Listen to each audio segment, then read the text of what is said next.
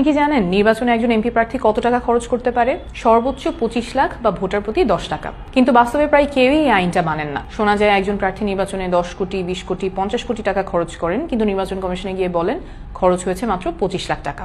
অর্থাৎ প্রায় সকলেরই সংসদে যাওয়ার যাত্রাটা শুরু হয় আইন ভাঙা এবং মিথ্যা বলার মাধ্যমে। এই অসততা ও মিথ্যার রাজনীতি আমি করব না।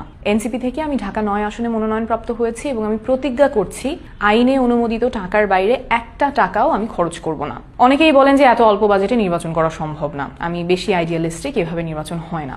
কিন্তু নতুন বাংলাদেশ করতে আমাদের এইটাই করতে হবে, এটা করা ছাড়া কোনো বিকল্প নাই। কারণ নির্বাচনের খরচ যখন 10 কোটি 20 কোটি টাকা পার হয়ে যায়, তখন নির্বাচিত হওয়ার পরে সেই টাকাটা তুলতে চাঁদাবাজি, টেন্ডারবাজি প্রায় বাধ্যতামূলক হয়ে যায় এবং এইভাবেই রাজনীতি সাধারণ মানুষের কাছ থেকে ছিনতাই হয়ে চলে যায় মুষ্টিমেয় কিছু সিন্ডিকেটের হাতে। আমরা একটা দৃষ্টান্ত স্থাপন করতে চাই যে সততার সাথে রাজনীতি করা যায়, নির্বাচন করা যায়। ঢাকা 9 আসনে আমার মোট ভোটার সংখ্যা প্রায় 47 লাখ।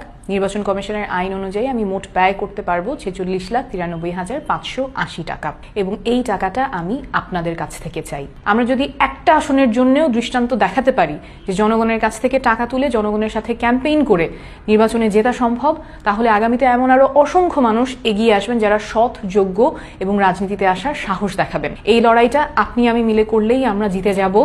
আমি আপনাদের সাহায্যের আশায় থাকবো।